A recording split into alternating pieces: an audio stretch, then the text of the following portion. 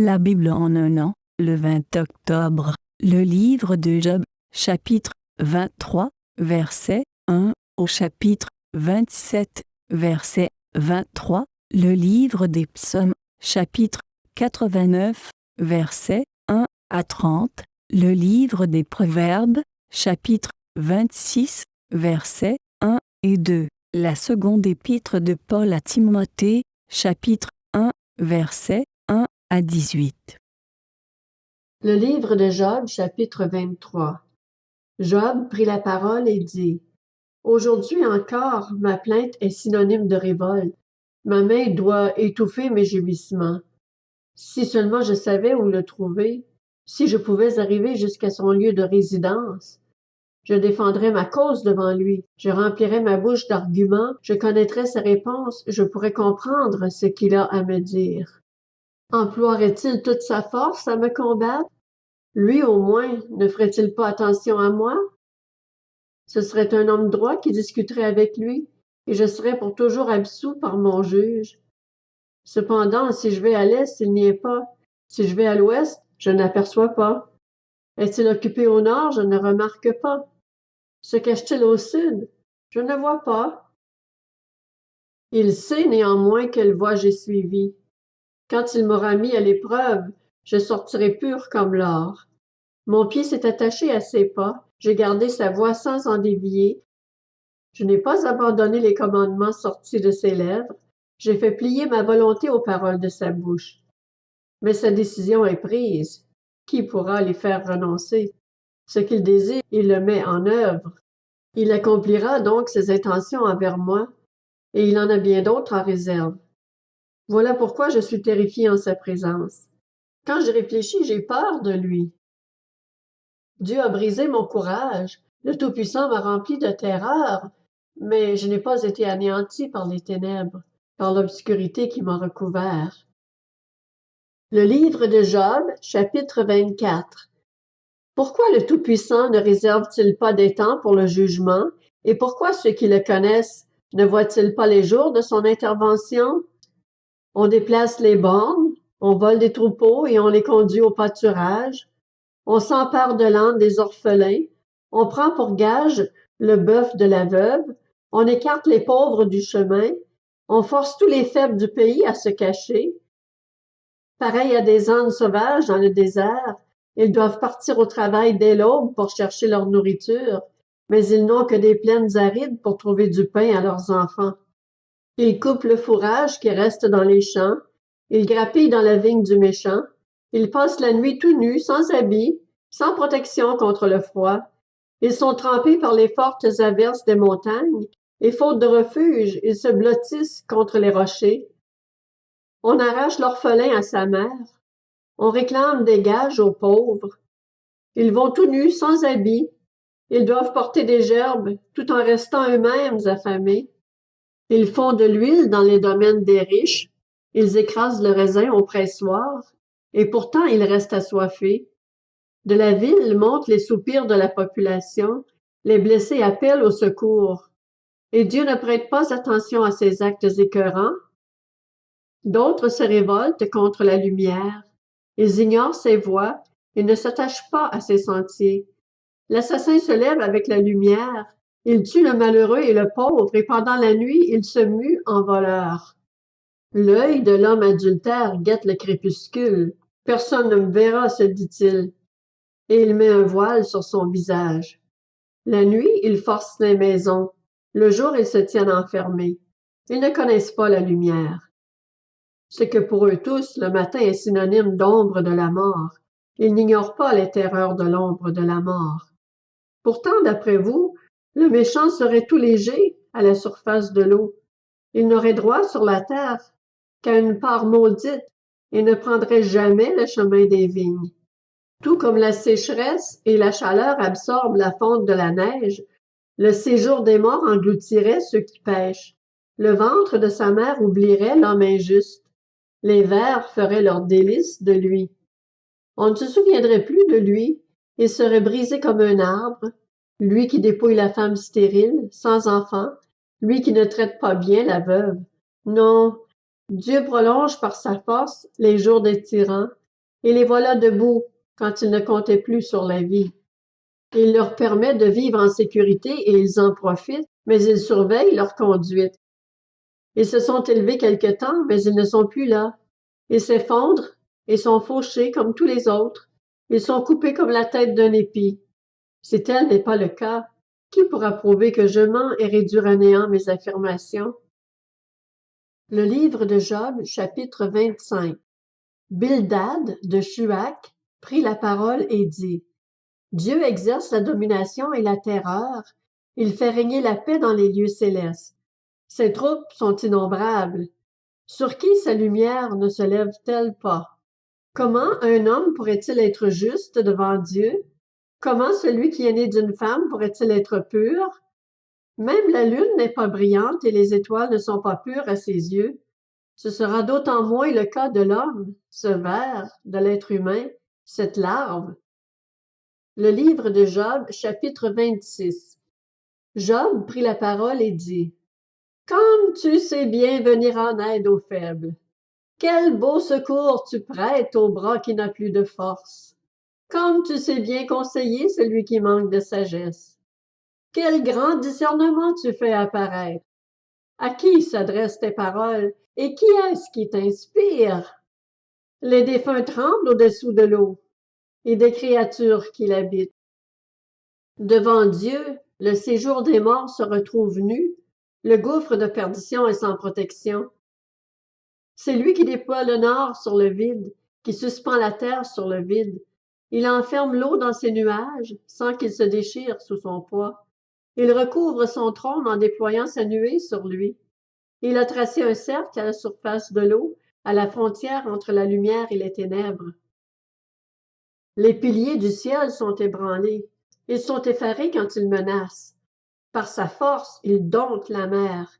Par son intelligence, il en brise l'orgueil. Son souffle donne au ciel la sérénité. Sa main transperce le serpent fuyard. Si tout cela ne représente qu'un aperçu de sa manière de faire, le faible écho qui nous en parvient, qui pourra comprendre le tonnerre de sa puissance? Le livre de Job, chapitre 27. Job poursuivit son développement. Il dit: Le Dieu qui me refuse justice est vivant. Le Tout-Puissant qui me remplit d'amertume est vivant. Aussi longtemps que je respirerai, que le souffle de Dieu passera dans mes narines, mes lèvres ne diront aucune injustice, ma langue ne prononcera rien de faux. Je ne risque pas de vous donner raison. Jusqu'à mon dernier soupir, je défendrai mon intégrité. Je suis agrippé à ma justice, et je ne la lâcherai pas. Mon cœur ne me fait de reproches sur aucun jour de ma vie. Que ce soit mon ennemi qui soit traité en méchant, et celui qui se dresse contre moi en homme injuste. Quelle espérance reste-t-il à l'impie quand Dieu coupe, quand il arrache le fil de sa vie? Dieu écoute-t-il ses cris quand l'angoisse vient l'assaillir? Fera-t-il du Tout-Puissant ses délices? Fera-t-il en toutes circonstances appel à Dieu? Je vais vous enseigner la manière dont Dieu agit. Je ne vais pas vous cacher les projets du Tout-Puissant. Vous en avez tous eu un aperçu. Pourquoi donc ces discours sans consistance? Voici la part que Dieu réserve aux méchants, l'héritage que l'homme violent reçoit du Tout-Puissant. S'il a de nombreux fils, ce sera pour l'épée, et ses rejetons manqueront de pain. Les survivants seront ensevelis par la mort, sans que leurs veuves ne les pleurent. Il aura beau amasser l'argent comme la poussière, accumuler des vêtements comme de la boue, il les accumulera, mais c'est le juste qui les enfilera, c'est l'innocent qui jouira de son argent. Il s'est construit une maison, mais elle est aussi fragile que celle de la teigne, pareille à la cabane que se fait un gardien. Il se couchera riche, mais ce n'est pas ainsi qu'il sera enseveli. Il ouvre les yeux et tout a disparu. Les terreurs le surprennent comme de l'eau, une tempête l'emporte en pleine nuit. Le vent d'Est le soulève et il s'en va. Il est violemment arraché de l'endroit qu'il occupait. On lance sans pitié des flèches contre lui. Il cherche à fuir la main qui veut l'abattre. On applaudit à sa chute, et de l'endroit même qu'il occupait, on siffle contre lui. Le livre des Psaumes, chapitre 89. Cantique d'Éthan, l'Ezrachite. Je chanterai toujours les bontés de l'Éternel. Ma bouche fera connaître ta fidélité de génération en génération. Oui, je le dis, la bonté est édifiée pour toujours. Tu fondes ta fidélité dans le ciel. J'ai fait alliance avec celui que j'ai choisi. J'ai fait ce serment à mon serviteur David.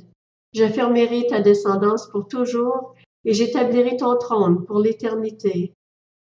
Le ciel célèbre tes merveilles éternelles et ta fidélité dans l'assemblée des saints. En effet, qui dans le ciel peut se comparer à l'Éternel? Qui est semblable à toi parmi les fils de Dieu? Dieu est redoutable dans la grande assemblée des saints. Il est terrible pour tous ceux qui l'entourent. Éternel, Dieu de l'univers, qui est puissant comme toi? Éternel, ta fidélité t'environne. C'est toi qui maîtrises l'orgueil de la mer. Quand ces vagues se soulèvent, c'est toi qui les calmes. Tu as écrasé l'Égypte, tu l'as transpercé, tu as dispersé tes ennemis par la puissance de ton bras. C'est à toi qu'appartient le ciel, à toi aussi la terre. C'est toi qui as fondé le monde et ce qu'il contient. Tu as créé le nord et le sud. Le Tabor et l'Hermon acclament ton nom. Ton bras est puissant, ta main forte, ta droite élevée. La justice et le droit forment la base de ton trône. La bonté et la vérité sont devant toi. Heureux le peuple qui s'est acclamé. Il marche à ta lumière éternelle. Il se réjouit sans cesse à cause de ton nom et tire gloire de ta justice, car c'est toi qui fais sa beauté et sa puissance.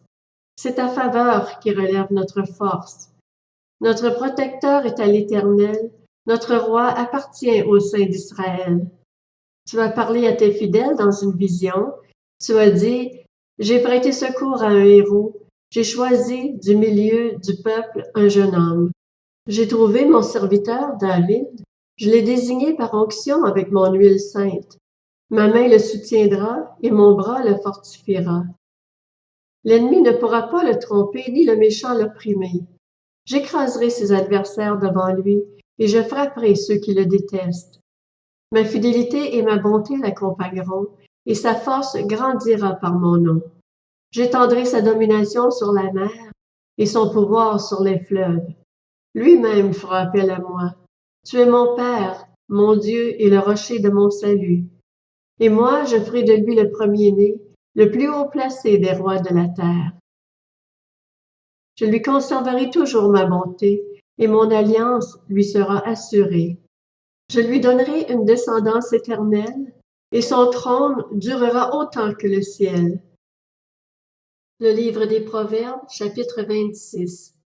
La gloire ne convient pas plus à un homme stupide que la neige en été ou la pluie pendant la moisson. De même que l'oiseau s'échappe, que l'hirondelle s'envole, de même, maudire sans raison n'a pas d'effet.